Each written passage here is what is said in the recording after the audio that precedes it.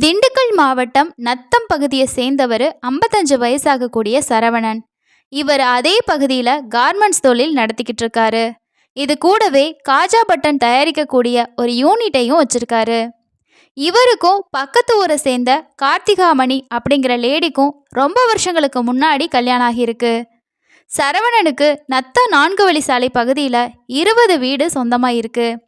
அதோட அவரோட பிஸ்னஸும் நல்லாவே போய்கிட்டு இருந்திருக்கு. இந்த தம்பதிக்கு பணம் அப்படிங்கிறது ஒரு பிரச்சனையாக எப்போவுமே இருந்ததில்லை. ஆனால் கல்யாணம் ஆகி 7 வருஷத்துக்கு மேலே ஆகியும் குழந்தை இல்லை. குழந்தைக்காக இவங்க போகாத ஹாஸ்பிட்டலே இல்லை, கோவிலும் இல்லை. எவ்வளோ ட்ரீட்மெண்ட் எடுத்தும் கார்த்திகா கன்சீவ் ஆகவே இல்லை. ஒரு கட்டத்தில் யாருக்கு பிரச்சனை இருக்குன்னு தெரிஞ்சுக்கிறதுக்காக 2 பேரும் சேர்ந்து ஒரு டெஸ்ட் எடுத்திருக்காங்க. அதில் சரவணனுக்கு எந்த பிரச்சனையுமே இல்லை, கார்த்திகாவுக்கு தான் கர்ப்பப்பையில் பிரச்சனை இருக்குன்னு தெரிய வந்திருக்கு. இது தெரிஞ்சதுமே கார்த்திகா ஒரு முடிவுக்கு வந்திருக்காங்க. தன்னோட கணவருக்கு இன்னொரு கல்யாணம் பண்ணி வச்சுட்டா குடும்பத்துக்கு ஒரு வாரிசு கிடைக்கும், நாமளும் கொஞ்சம் நிம்மதியாக இருக்கலான்னு சரவணனை சம்மதிக்க வச்சுருக்காங்க. அதுக்கப்புறமா கார்த்திகா தன்னோட சொந்தக்காரங்க மூலமாக கணவருக்கு பெண் தேடவும் ஆரம்பிச்சிருக்காங்க. இந்த டைமில் தான் கார்த்திகாவோட சொந்தக்கார பொண்ணு பற்றி தெரிஞ்சுக்கிறாங்க. அவங்க ஃபேமிலி ரொம்பவே கஷ்டத்தில் இருக்கதையும், செல்விக்கு கல்யாணம் பண்ணக்கூட அவங்களால முடியலை அப்படிங்கிற விஷயத்தையும் கார்த்திகா தெரிஞ்சுக்கிறாங்க. சரவணனுக்கு 2ஆவதாக கல்யாணத்துக்காக செல்வியோட வீட்டில் போயிட்டு கார்த்திகா பேசியிருக்காங்க. இதுக்கப்புறமா சரவணனுக்கும் செல்விக்கும் சிம்பிளாக கல்யாணம் நடந்திருக்கு. கல்யாணத்துக்கு அப்புறமா செல்வியும் கார்த்திகாவும் தனித்தனி வீட்டில் வாழ ஆரம்பிச்சிருக்காங்க. செல்விக்கு அடுத்தடுத்து 3 பசங்க பிறக்கிறாங்க. முதல் பையனை கார்த்திகா வளர்க்க ஆரம்பிச்சிருக்காங்க. மற்ற 2 பசங்க கூட செல்வி சுங்கசாவடி பக்கத்தில் இருக்க அவங்களோட காஜா பட்டன் தைக்கிற யூனிட்டுக்கு மேலே இருக்க வீட்டில் வாழ ஆரம்பிச்சிருக்காங்க. மூத்த மகனோட கார்த்திகா நத்தம் அவுட்டர் பகுதியில் இருக்க வீட்டில் வாழ்ந்துட்டு இருந்திருக்காங்க. சரவணன் 2 வீட்லேயும் மாறி மாறி தங்கிட்டு இருந்திருக்காரு. மோஸ்ட்லி சரவணன் பகல் டைமில் காஜா யூனிட்க்கு வந்துட்டு அங்கே உள்ள வேலையை பார்த்துட்டு செல்வி கூட மத்தியானம் சாப்பிட்டு நைட்டுக்கு கார்த்திகா வீட்டுக்கு போகிறத வழக்கமாக வச்சுருந்துருக்காரு. அதிகமாக கணவர் முதல் மனைவி வீட்டில் இருக்கனால செல்வி தொழிலை பார்த்துக்கிட்டு பசங்களை ஸ்கூலுக்கு அனுப்பிக்கிட்டு ஃப்ரீயாக தான் இருந்திருக்காங்க.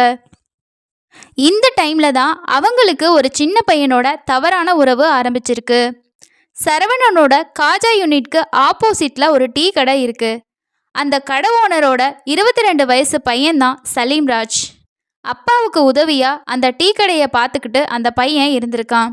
சலீம்ராஜுக்கு கல்யாணமாகி வைஃப் கூட ஏற்பட்ட கருத்து வேறுபாடுனால விவாகரத்து வாங்கிட்டு தனியாக தான் இருந்திருக்காரு.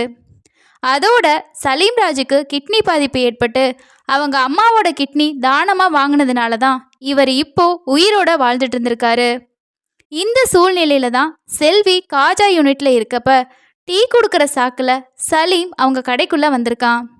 அதுக்கப்புறமா செல்வி கூட பேசவும் ஆரம்பிச்சிருக்கான். ஆரம்பத்தில் டீ கடை பையன் தானேன்னு சாதாரணமாக ஆரம்பித்த இவங்களோட பழக்கம் நாளடைவில் திருமணத்தை தாண்டின ஒரு தவறான உறவாக மாறவும் ஆரம்பிச்சிருக்கு. 2 பேரும் அவங்களோட மொபைல் நம்பரை ஷேர் பண்ணிக்கிட்டு மணிக்கணக்கில் பேசவும் ஆரம்பிச்சிருக்காங்க. செல்ஃபோனில் பேசின 2 பேரும் தனிமையில் சந்தித்து உல்லாசம் அனுபவிக்க பிளான் பண்ணியிருக்காங்க. செல்வி கணவர் வீட்டுக்கு வராத டைமாக பார்த்து சலீம்க்கு கால் பண்ணி வீட்டுக்கு வர வச்சு அவங்களோட வீட்டிலையே 2 பேரும் உல்லாசமாக இருக்க ஆரம்பிச்சிருக்காங்க. நைட் டைமில் பசங்க 2 பேரும் வீட்டில் இருப்பாங்க. ஸோ அதனால எப்பெல்லாம் டைம் கிடைக்குதோ அந்த நேரத்தில் சலீம் கூட உல்லாசம் அனுபவிக்கிறதையே வேலையாக வச்சுருந்துருக்காங்க செல்வி. ஆனால் எந்த தப்புமே ரொம்ப நாளைக்கு யாருக்குமே தெரியாமல் மறைக்க முடியாதுங்கிற மாதிரி செல்வியோட இந்த தவறான உறவு அரச புரசலா சரவணனோட காதுக்கு வந்திருக்கு. எடுத்ததுமே இதை பற்றி செல்விக்கிட்ட அவர் கேட்காம எல்லாரும் சொல்கிறது உண்மையானு தெரிஞ்சுக்கணும் அப்படின்னு நினச்சி காஜா யூனிட்டை சுற்றி சிசிடிவி கேமராவை ஃபிக்ஸ் பண்ணுறாரு. எங்கே இருந்தாலும் தன்னோட மொபைல் மூலமாக வீட்டுக்கு யார் வர்றாங்க போகிறாங்க அப்படின்னு சொல்லிட்டும் சலீம் வீட்டுக்கு வர்றானான்னு தொடர்ந்து கண்காணிக்கவும் ஆரம்பிச்சிருக்காரு. சிசிடிவி கேமரா வீட்டில் ஃபிக்ஸ் பண்ணுற டைமில் செல்வி சரவணன் கூட சண்டை போடவும் செஞ்சுருக்காங்க. எதுக்கு இப்போ கேமரா ஃபிக்ஸ் பண்ணுறீங்க?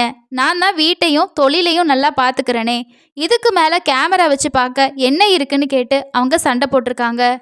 அந்த டைமில் செல்விக்கு தெரியாது சரவணன் தன்னை நோட் பண்ணுறதுக்காக தான் இந்த சிசிடிவி கேமராவே இன்ஸ்டால் பண்ணியிருக்காரு அப்படின்னு சொல்லி.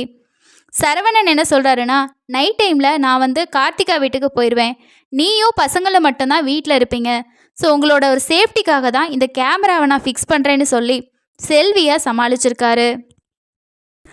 கடையை சுற்றியும் வீட்டுக்கு வர்ற வழியிலையும் சிசிடிவி கேமரா வச்சுருக்காங்க. ஸோ நம்ம தப்பு பண்ணோம் அப்படின்னா ஈஸியாக மாட்டிக்குவோம் அப்படின்னு கொஞ்சம் கூட செல்வி யோசிக்கவே இல்லை.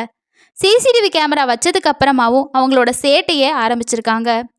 கேமரா ஆனில் இருந்தால் தானே சலீம் போகிறது தெரியும்னு நினச்சி சலீம் வர்றப்பையும் போகிறப்பையும் எல்லாமே கேமராவையும் ஆஃப் பண்ணுறத வழக்கமாக செய்ய ஆரம்பிச்சிருக்காங்க செல்வி. சரவணன் அவரோட ஃபோனில் கேமரா ரெக்கார்டிங்கை செக் பண்ணுறப்ப தான் குறிப்பிட்ட டைம்ல எல்லாம் கேமரா ஆஃப் ஆகுறதையும் திரும்ப ஆன் ஆகுறதையும் நோட் பண்ணியிருக்காரு.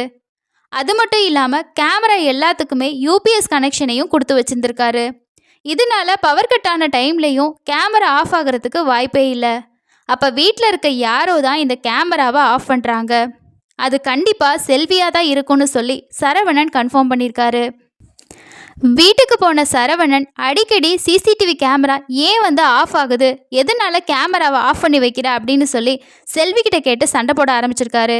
செல்வி ஏதேதோ காரணங்களை சொன்னாலுமே சரவணன் என்ன சொல்லியிருக்காருன்னா, நீ தான் அதை ஆஃப் பண்ணுறன்றது எனக்கு கன்ஃபார்மாக தெரியும், ஸோ அதனால இனிமே இந்த மாதிரி ஏதாவது நடந்துச்சு அப்படின்னா நான் என்ன செய்வேன்னு எனக்கே தெரியாதுன்னு சொல்லி கடுமையாக கண்டிக்கவும் செஞ்சுருக்காரு. அதுக்கப்புறமா இன்னொரு விஷயத்தையும் செல்வி கிட்ட சொல்லியிருக்காரு. கஞ்சிக்கே வழி இல்லாத குடும்பத்தை சேர்ந்த ஒன்றை என்னோட குடும்ப வாரிசுக்காகத்தான் மட்டும்தான் நான் உன்னை கல்யாணமே பண்ணிக்கிட்டேன். எனக்கு துரோகம் பண்ணிட்டு ஏதாவது பண்ணுறேன்னு தெரிஞ்சுதுன்னா என்னோட சொத்துல இருந்து ஒரு பைசா கூட உனக்கு கிடைக்காதுன்னு சொல்லியிருக்காரு. நீ திரும்பவும் உங்களோட அம்மா வீட்டுக்கே போயிட்டு அங்கேயே நீ குப்பை கூட்ட வேண்டியதுதான் சொல்லி செல்வியை கடுமையாக கண்டிக்கவும் தாக்கவும் செஞ்சுருக்காரு. இதனால செல்வி ரொம்பவே விரக்தியாகியிருக்காங்க. தன்னோட கணவர் தன்னை அடித்ததையும் தன்னை பற்றி சொன்னதையும் சலீம் கிட்ட சொல்லி புலம்பவும் செஞ்சுருக்காங்க. அது மட்டும் இல்லாமல் தான் என்ன குழந்தை பெற்று கொடுக்குற மெஷினா, என்னை வீட்டில் போட்டு இப்படி அடைச்சி வச்சு இப்படி கொடுமைப்படுத்துகிறாங்க, இதெல்லாம் என்னால் தாங்கிக்கவே முடியலைன்னு சொல்லி சலீம் கிட்ட சொல்லியிருக்காங்க. மே 7, 2024 அன்னைக்கு செல்வி தன்னோட 2 பசங்களையும் அம்மா வீட்டுக்கு அனுப்பி வச்சுருக்காங்க. நைட்டு யூனிட்டை பூட்டிட்டு சரவணனும் கார்த்திகா வீட்டுக்கு போயிருக்காரு.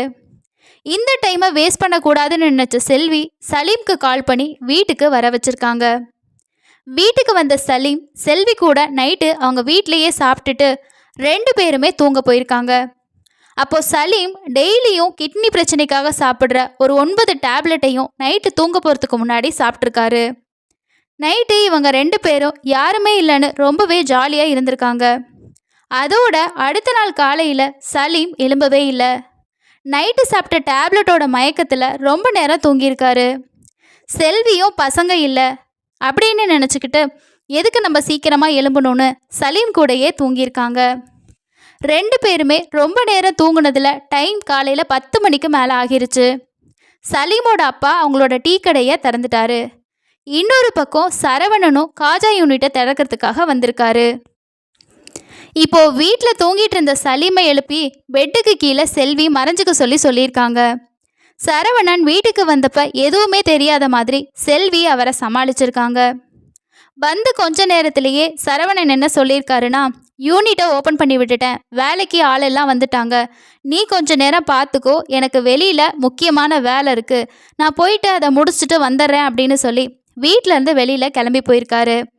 இவர் போனது தான் கரெக்டான டைமு.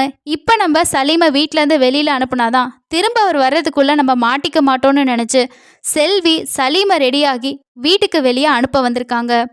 அப்போது வீட்டோட டோரை திறந்தப்ப தான் அவங்களுக்கு ஒரு பெரிய ஷாக் அங்கே காத்துட்டு இருந்திருக்கு. சரவணன் வீட்டுக்கு வெளியில் இவங்க 2 பேரையும் கையும் களவுமா பிடிக்கிறதுக்காக வெயிட் பண்ணிட்டு இருந்திருக்காரு. எவ்வளோ சொல்லியும் கேட்காம அந்த பையனோட தப்பான உறவு வச்சிருக்கியான்னு சொல்லி செல்வியை சரமாரியா சரவணன் தாக்கவும் ஆரம்பிச்சிருக்காரு.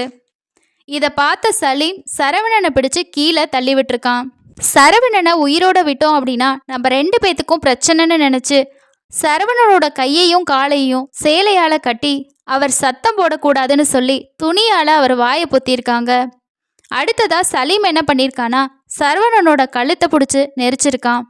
இதில் அவர் மூச்சு திணறி கொஞ்சம் கொஞ்சமாக தன்னோட சுயநினைவையே இழக்க ஆரம்பிச்சிருக்காரு.